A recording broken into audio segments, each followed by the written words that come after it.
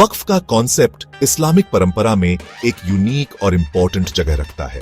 ये एक charitable endowment है, आमतौर पर प्रॉपर्टी या लैंड से जुड़ा हुआ।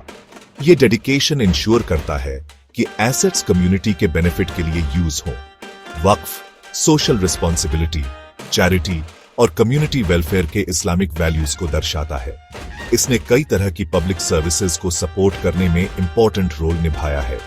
इनमें एजुकेशन, हेल्थ केयर और पॉवर्टी एलिविएशन शामिल है। वक्फ की शुरुआत इस्लाम के शुरुआती दिनों से ही देखी जा सकती है। पैगंबर मोहम्मद ने खुद पहला वक्फ स्थापित किया था। उन्होंने गरीबों और जरूरतमंदों के फायदे के लिए एक जमीन एंडाउमेंट के रूप में डेडिकेट की थी। इस एक्ट ने एक पावरफुल मिसाल कायम की। सदियों से वक्फ एक सोशल इंस्टीट्यूशन के रूप में फ्लरिश हुआ। ये दुनिया भर के मुस्लिम सोसाइटीज का एक इंपॉर्टेंट हिस्सा बन गया। इंडिया में वक्फ का एक लंबा और रिच इतिहास रहा है। इसने कम्युनिटीज के सोशल और इकोनॉमिक वेलबीइंग को सपोर्ट करने में क्रूशल रोल निभाया है। वक्फ प्रॉपर्टीज ने मस्जिदों, मदरसों और अदर रिलीजियस इंस्टीट्यूशंस के कंस्ट्रक्शन और मेंटेनेंस के लिए फंड दिया। उन्होंने अनगिनत स्टूडेंट्स की एजुकेशन के लिए प्रोवाइड किया। वक्फ ने गरीबों और कमजोर लोगों के लिए एक सेफ्टी नेट का भी काम किया। इसने जरूरतमंद लोगों को खाना, शेल्टर और मेडिकल केयर प्रोवाइड की। वक्फ की लेगेसी फिलैंथ्रोपी की एंड्यूरिंग पावर का प्रमाण है। ये आज भी इंडिया और दुनिया भर में लाखों लोगों के जीवन में गहरा इंपैक्ट डाल रहा है। इंडिया में वक्फ प्रॉपर्टीज का मैनेजमेंट और एडमिनिस्ट्रेशन वक्फ बोर्ड्स के परव्यू में आता है। ये गवर्नमेंट द्वारा स्थापित स्टैट्यूटरी बॉडीज हैं। इनकी प्राइमरी रिस्पॉन्सिबिलिटी ये इंश्योर करना है कि वक्फ प्रॉपर्टीज का यूज उनके इंटेंडेड चैरिटेबल पर्पसेस के लिए हो। ये बोर्ड्स ट्रस्टीज का काम करते हैं। उन्हें प्रेजेंट और फ्यूचर जनरेशंस के बेनिफिट के लिए इन एसेट्स की सेफ गार्डिंग का जिम्मा सौंपा गया है। वक्फ बोर्ड्स के फंक्शंस डाइवर्स और मल्टी फैसेटेड हैं। वे वक्फ प्रॉपर्टीज को रजिस्टर करने के लिए रिस्पॉन्सिबल हैं। वे इन एसेट्स के डे टू डे मैनेजमेंट की देखरेख के लिए म्यूटावालिस या केयरटेकर्स अपॉइंट करते हैं। वे वक्फ प्रॉपर्टीज से रेवेन्यू भी जनरेट करते हैं। ये लीसिंग या रेंटिंग के थ्रू किया जाता है। फिर इन फंड्स का यूज वेरियस चैरिटेबल एंडेवर्स को सपोर्ट करने के लिए किया जाता है। वक्फ बोर्ड्स वक्फ प्रॉपर्टीज से रिलेटेड डिस्प्यूट्स को रिजॉल्व करने में क्रूशल रोल निभाते हैं। वे मीडिएटर्स और एडजुडिकेटर्स का काम करते हैं। वे इंश्योर करते हैं कि ये एसेट्स इंक्रोचमेंट और मिसअप्रोप्रिएशन से प्रोटेक्टेड रहें। वक्फ की सैंक्टिटी को बनाए रखने और ये इंश्योर करने में कि इसके बेनिफिट्स इंटेंडेड बेनिफिशियरीज तक पहुंचे, इनका रोल वाइटल है। कम्युनिटी के वेलबीइंग के लिए वक्फ बोर्ड्स की इफेक्टिवनेस एसेंशियल है।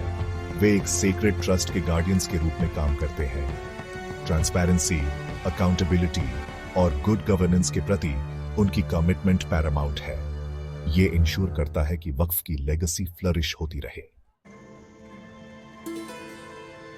इंडियन सोसाइटी पर वक्फ का इंपैक्ट रिलीजन के दायरे से कहीं आगे तक फैला हुआ है। इसने एजुकेशन को बढ़ावा देने, हेल्थ केयर को इंप्रूव करने और पॉवर्टी को कम करने में इंपॉर्टेंट रोल निभाया है। वक्फ प्रॉपर्टीज कई एजुकेशनल इंस्टीट्यूशंस को एस्टैब्लिश और सपोर्ट करने में इंस्ट्रूमेंटल रहे हैं। ये प्राइमरी स्कूल से लेकर यूनिवर्सिटीज तक रेंज करते हैं। इन इंस्टीट्यूशंस ने कई जनरेशंस के स्टूडेंट्स को क्वालिटी एजुकेशन प्रोवाइड की है। उन्होंने उन्हें पॉवर्टी के साइकिल को तोड़ने और सोसाइटी में कंट्रीब्यूट करने के लिए एम्पावर किया है। वक्फ ने इंडिया में हेल्थ केयर सेक्टर में भी सिग्निफिकेंट कंट्रीब्यूशंस दिए हैं। वक्फ प्रॉपर्टीज के फंड से हॉस्पिटल्स, क्लिनिक्स और डिस्पेंसरीज एस्टैब्लिश किए गए हैं। ये इंस्टीट्यूशंस गरीबों और मार्जिनलाइज्ड लोगों को अफोर्डेबल और एक्सेसिबल हेल्थ केयर प्रोवाइड करते हैं। वे प्राइमरी केयर, स्पेशलाइज्ड ट्रीटमेंट्स और इमरजेंसी सर्विसेज सहित मेडिकल सर्विसेज की एक वाइड रेंज ऑफर करते हैं। इसके अलावा वक्फ पॉवर्टी एलिविएशन प्रोग्राम्स में वाइटल रोल निभाता है। वक्फ प्रॉपर्टीज के फंड्स का यूज अंडर प्रिविलेज्ड लोगों को फाइनेंशियल असिस्टेंस, वोकेशनल ट्रेनिंग और एम्प्लॉयमेंट अपॉर्चुनिटीज प्रोवाइड करने के लिए किया जाता है। ये इनिशिएटिव्स इंडिविजुअल्स और फैमिलीज को एम्पावर करते हैं। ये उन्हें सेल्फ रिलायंट बनने और उनके स्टैंडर्ड ऑफ लिविंग को इंप्रूव करने में इनेबल करते हैं। इंडियन सोसाइटी पर वक्फ का इंड्यूरिंग इंपैक्ट सोशल गुड के लिए एक फोर्स के रूप में इसकी पावर का प्रमाण है। एजुकेशन, हेल्थ केयर और पॉवर्टी एलिविएशन में इन्वेस्ट करके वक्फ लोगों के जीवन को ट्रांसफॉर्म कर रहा है और एक मोर जस्ट और इक्विटेबल सोसाइटी बना रहा है। वक्फ की ट्रांसफॉर्मेटिव पावर का एक शाइनिंग एग्जाम्पल अलीगढ़ मुस्लिम यूनिवर्सिटी या AMU है। 1873 में सर सैयद अहमद खान द्वारा स्थापित AMU उन लोगों के विजन और डेडिकेशन का प्रमाण है जो कम्युनिटी को अपलिफ्ट करने के लिए एजुकेशन की पावर में बिलीव करते थे। जो एक स्मॉल स्कूल के रूप में शुरू हुआ वो इंडिया की प्रीमियर यूनिवर्सिटीज में से एक बन गया। ये अपनी एकेडमिक एक्सीलेंस, डिस्टिंग्विश्ड फैकल्टी और रिसर्च एंड स्कॉलरशिप में कंट्रीब्यूशंस के लिए रिनाउंड है। AMU की फाउंडेशन वक्फ के प्रिंसिपल्स पर रखी गई थी। एक visionary leader sir Syed Ahmad Khan ने मुस्लिम कम्युनिटी को एम्पावर करने में एजुकेशन की इंपॉर्टेंस को पहचाना। उन्होंने फिलैंथ्रोपिस्ट्स और कम्युनिटी लीडर्स से सपोर्ट मांगी। उन्होंने मिलकर एक world class institution of learning establish करने के लिए जेनरसली डोनेट किया। ये कंट्रीब्यूशंस, जिनमें से कई वक्फ के फॉर्म में थे, ने इंश्योर किया कि AMU के पास फ्लरिश होने के लिए रिसोर्सेज हों। दशकों से AMU ने वेरियस फील्ड्स में अनगिनत लीडर्स प्रोड्यूस किए हैं। इसके अलमनाई में presidents, prime ministers, scientists, artists और सोशल एक्टिविस्ट शामिल हैं। एकेडमिक रिगर, सोशल जस्टिस और इंक्लूसिविटी के प्रति यूनिवर्सिटी की कमिटमेंट ने इसे इंडिया के एजुकेशनल लैंडस्केप में प्राइड की जगह दिलाई है। AMU होप और अपॉर्चुनिटी की एक बीकन के रूप में खड़ा है। ये वक्फ की ट्रांसफॉर्मेटिव पोटेंशियल की एक पावरफुल रिमाइंडर का काम करता है। ये कम्युनिटीज को एम्पावर करने और एक ब्राइटर फ्यूचर बनाने के लिए एजुकेशन में इन्वेस्ट करने के इंड्यूरिंग इम्पैक्ट को डेमोन्स्ट्रेट करता है। सेक्शन 5 2025 का एक्ट बदलाव की हवाएं और इकट्ठा होते तूफान। 2025 में इंडियन पार्लियामेंट ने यूनिफाइड वक्फ मैनेजमेंट एक्ट पास किया। इस लेजिस्लेशन ने 1956 के वक्फ एक्ट में सिग्निफिकेंट अमेंडमेंट्स इंट्रोड्यूस किए। नए लॉ का स्टेटेड एम वक्फ प्रॉपर्टीज के एडमिनिस्ट्रेशन और मैनेजमेंट को इंप्रूव करना है। ये ट्रांसपेरेंसी और अकाउंटेबिलिटी को एनहांस करना चाहता है। हालांकि इस एक्ट ने काफी कंट्रोवर्सी और डिबेट स्पार्क की है। इसे वेरियस क्वार्टर्स से सपोर्ट और ऑपोजिशन दोनों का सामना करना पड़ा है। 2025 के एक्ट के सबसे कंटेंशियस एस्पेक्ट्स में से एक वक्फ बोर्ड्स में नॉन मुस्लिम्स को इंक्लूड करना है।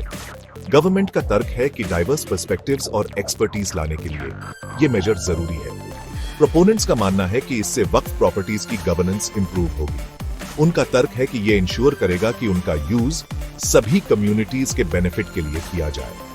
हालांकि क्रिटिक्स इस मूव को मुस्लिम कम्युनिटी के रिलीजियस ऑटोनॉमी के इंफ्रिंजमेंट के रूप में देखते हैं। उनका तर्क है कि वक्फ इस्लामिक रिलीजियस प्रैक्टिस का एक इंटीग्रल हिस्सा है। उनका मानना है कि वक्फ बोर्ड्स में नॉन मुस्लिम्स को इंक्लूड करना APNE रिलीजियस अफेयर्स को मैनेज करने के कम्युनिटी के राइट को कमजोर करता है। ये कंसर्न फ्रीडम ऑफ रिलीजन की कॉन्स्टिट्यूशनल गारंटी में निहित है। 2025 का एक्ट वक्फ प्रॉपर्टीज के मैनेजमेंट को सेंट्रलाइज भी करना चाहता है। ये गवर्नमेंट को ग्रेटर कंट्रोल देता है। इससे वक्फ बोर्ड्स के अफेयर्स में पोटेंशियल ओवररीच और इंटरफेरेंस के बारे में कंसर्न्स पैदा हुई है। इन बोर्ड्स के ऑटोनॉमी और फंक्शनिंग पर एक्ट का इंपैक्ट इंटेंस डिबेट का विषय बना हुआ है। सेक्शन 6 असहमति की आवाजें, चिंताएं और आशंकाएं। 2025 के यूनिफाइड वक्फ मैनेजमेंट एक्ट के पारित होने पर वेरियस मुस्लिम ऑर्गेनाइजेशंस, कम्युनिटी लीडर्स और ऑपोजिशन पॉलिटिकल पार्टीज ने कड़ा विरोध जताया है। उन्होंने अमेंडमेंट्स के पोटेंशियल इंप्लीकेशंस के बारे में कंसर्न्स उठाई हैं। उनका तर्क है कि ये एक्ट वक्फ के फंडामेंटल प्रिंसिपल्स को कमजोर करता है और मुस्लिम कम्युनिटी के राइट्स के लिए खतरा है। प्राथमिक कंसर्न्स में से एक वेक्यूएफ बाय यूजर प्रोविजन को हटाना है। इस प्रोविजन ने प्रॉपर्टीज को वक्फ के रूप में रिकॉग्नाइज किया, जो चैरिटेबल या रिलीजियस पर्पसेस के लिए लॉन्ग टर्म यूज पर बेस्ड था, even in the absence of formal documentation. Critics का तर्क है कि इस अमेंडमेंट से कई वक्फ प्रॉपर्टीज का डिस्पोजेशन हो सकता है। उन्हें डर है कि ये कम्युनिटीज को वैल्यूएबल एसेट्स से वंचित कर सकता है। विवाद का एक और पॉइंट एक्ट का वो प्रोविजन है जो डिस्ट्रिक्ट कलेक्टर्स को वक्फ प्रॉपर्टीज के ओनरशिप का सर्वे और डिटरमिन करने का अधिकार देता है। ओपोनेंट्स का तर्क है कि यह प्रोविजन एग्जीक्यूटिव ब्रांच को एक्सेसिव पावर देता है। वे कंसर्न व्यक्त करते हैं कि इसका यूज वक्फ प्रॉपर्टीज को आर्बिट्रेरिली टारगेट और सीज करने के लिए किया जा सकता है। एक्ट के क्रिटिक्स इंक्रीज्ड लिटिगेशन और ब्यूरोक्रेटिक हर्डल्स की पॉसिबिलिटी पर भी हाईलाइट करते हैं। उनका तर्क है कि नए रेगुलेशंस और रिक्वायरमेंट्स वक्फ बोर्ड्स को ओवरवेल्म कर सकते हैं। ये उनके इंटेंडेड चैरिटेबल पर्पसेस के लिए वक्फ प्रॉपर्टीज को इफेक्टिवली मैनेज और यूटिलाइज करने की उनकी एबिलिटी में हिंडर डाल सकता है। 2025 के एक्ट को लेकर असहमति की आवाजें वक्फ मैनेजमेंट की सेंसिटिविटी और कम्प्लेक्सिटी को अंडरस्कोर करती हैं। वे सभी स्टेक होल्डर्स की कंसर्न्स को एड्रेस करने के लिए डायलॉग और कंसेंसस बिल्डिंग की आवश्यकता पर हाईलाइट करती हैं। सेक्शन 7 बहुलवाद का ताना बाना। भारत के विविध ताने बाने में वक्फ जबकि इस्लामिक परंपरा में निहित है, भारतीय संदर्भ में एक एक्सक्लूसिव डोमेन नहीं है। पूरे इतिहास में विभिन्न धर्मों के लोगों ने वक्फ संस्थानों में कंट्रीब्यूट किया है और उनसे बेनिफिट प्राप्त किया है। यह भारत की बहुलवाद और अंतरधार्मिक सद्भाव की लंबी परंपरा को दर्शाता है। यह देश में फिलैंथ्रोपी और सोशल सर्विस के इंक्लूसिव नेचर को हाईलाइट करता है। ऐसे कई ऐतिहासिक उदाहरण हैं जिनमें नॉन मुस्लिम्स ने वक्फ में सिग्निफिकेंट कॉन्ट्रीब्यूशंस दिए हैं। इनमें वक्फ संस्थानों को सपोर्ट करने के लिए लैंड, मनी और अदर रिसोर्सेज के डोनेशन शामिल हैं। कुछ मामलों में नॉन मुस्लिम्स ने वक्फ प्रॉपर्टीज के ट्रस्टीज या केयरटेकर्स के रूप में भी काम किया है। यह शेयर्ड रिस्पॉन्सिबिलिटी और म्यूचुअल रिस्पेक्ट की भावना को डेमोन्स्ट्रेट करता है, जिसने भारत के डाइवर्स सोसाइटी को कैरेक्टराइज किया है। इसी तरह वक्फ संस्थानों ने अपनी चैरिटेबल सर्विसेज सभी धर्मों और बैकग्राउंड्स के लोगों तक बढ़ाई है। वक्फ के माध्यम से स्थापित हॉस्पिटल्स, स्कूल्स और अदर इंस्टीट्यूशंस ने रिलीजियस एफिलिएशन की परवाह किए बिना कम्युनिटीज की जरूरतों को पूरा किया है। यह समावेश वक्फ की ट्रू स्पिरिट को दर्शाता है, जो कंपैशन, जेनरोसिटी और सर्विस टू ह्यूमैनिटी पर जोर देता है। भारत के डाइवर्स कम्युनिटीज के साथ वक्फ के इंटरट्वाइंड इतिहास इसके प्लूरलिस्टिक कैरेक्टर को प्रिजर्व करने की इंपॉर्टेंस को अंडरस्कोर करता है। यह पॉलिसीज और अप्रोचेस की आवश्यकता पर हाईलाइट करता है, जो सभी स्टेक होल्डर्स की रिलीजियस सेंसिटिविटीज का सम्मान करते हैं। साथ ही यह भी इंश्योर करते हैं कि वक्फ के बेनिफिट्स सोसाइटी के वाइडेस्ट पॉसिबल सेगमेंट तक पहुंचे। सेक्शन 8 संतुलन बनाना, परंपरा और सुधार के बीच संतुलन बनाना। 2025 के यूनिफाइड वक्फ मैनेजमेंट एक्ट को लेकर चल रही बहस भारत जैसे कॉम्प्लेक्स और डाइवर्स सोसाइटी में परंपरा और सुधार को बैलेंस करने की चैलेंजेस को हाईलाइट करती है। जबकि वक्फ मैनेजमेंट में ट्रांसपेरेंसी और अकाउंटेबिलिटी को इंप्रूव करने का इंटेंशन सराहनीय है, यह इंश्योर करना क्रूशल है कि ऐसे रिफॉर्म्स को ऐसे तरीके से इंप्लीमेंट किया जाए जो मुस्लिम कम्युनिटी की रिलीजियस सेंटिमेंट्स और राइट्स का सम्मान करे। आगे का रास्ता तलाशने के लिए ओपन डायलॉग, मीनिंगफुल कंसल्टेशंस और सभी स्टेक होल्डर्स की कंसर्न्स को एड्रेस करने की इच्छा की आवश्यकता है। यह रिकॉग्नाइज करना एसेंशियल है कि वक्फ केवल प्रॉपर्टी मैनेजमेंट के बारे में नहीं है, बल्कि एक रिलीजियस इंस्टीट्यूशन को प्रिजर्व करने के बारे में भी है, जो मुस्लिम कम्युनिटी के लिए डीप कल्चरल और हिस्टोरिकल सिग्निफिकेंस रखता है।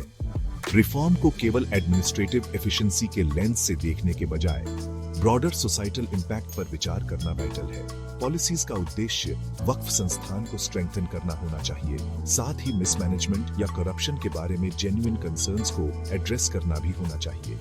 एक बैलेंस्ड अप्रोच में वक्फ बोर्ड्स को इफेक्टिवली फंक्शन करने के लिए एम्पावर करना शामिल होगा, साथ ही ट्रांसपेरेंसी और अकाउंटेबिलिटी को भी इंश्योर करना होगा। इसमें बोर्ड मेंबर्स के लिए कैपेसिटी बिल्डिंग, एडमिनिस्ट्रेटिव प्रोसेसेस को स्ट्रीमलाइन करना और बेटर रिकॉर्ड कीपिंग और फाइनेंशियल मैनेजमेंट के लिए टेक्नोलॉजी के यूज को प्रमोट करने जैसे मेजर्स शामिल हो सकते हैं। सेक्शन 9 निष्कर्ष वक्फ के लिए एक न्याय संगत और समतामूलक भविष्य की ओर। भारत में वक्फ की विरासत फिलैंथ्रोपी और कम्युनिटी सर्विस की एंड्यूरिंग पावर का प्रमाण है। सदियों से इसने education, health care, poverty alleviation और अदर चैरिटेबल इंडेवर्स को सपोर्ट करने में वाइटल रोल निभाया है। जैसे जैसे भारत आगे बढ़ रहा है, यह इंश्योर करना क्रूशल है कि यह विरासत आगे भी बढ़े और फ्यूचर जेनरेशंस को बेनिफिट पहुंचाए।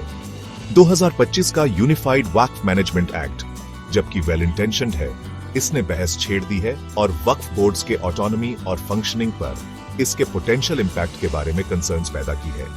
डायलॉग, कंसल्टेशन और ऐसे सॉल्यूशंस खोजने की कमिटमेंट के माध्यम से इन कंसर्न्स को एड्रेस करना एसेंशियल है जो सभी स्टेक होल्डर्स की रिलीजियस सेंसिटिविटीज और राइट्स का सम्मान करते हैं। भारत में वक्फ का फ्यूचर इसके रिलीजियस एसेंस को प्रिजर्व करने और इसके इफेक्टिव मैनेजमेंट को इंश्योर करने के बीच एक डेलिकेट बैलेंस बनाने पर निर्भर करता है। पॉलिसी मेकर्स, कम्युनिटी लीडर्स और सिविल सोसाइटी मिलकर काम करके एक ऐसा फ्रेमवर्क क्रिएट कर सकते हैं जो इस वाइटल इंस्टीट्यूशन की रक्षा करे, मुस्लिम कम्युनिटी के राइट्स को अपहोल्ड करे और इंश्योर करे कि वक्फ के बेनिफिट्स उन लोगों तक पहुंचते रहे जिन्हें इसकी सबसे ज्यादा जरूरत है। तभी वक्फ सोशल गुड के लिए एक पावरफुल फोर्स के रूप में अपनी पोटेंशियल को पूरी तरह से पूरा कर सकता है और सभी भारतीयों के लिए एक मोर जस्ट और इक्विटेबल सोसाइटी बनाने में कंट्रीब्यूट कर सकता है।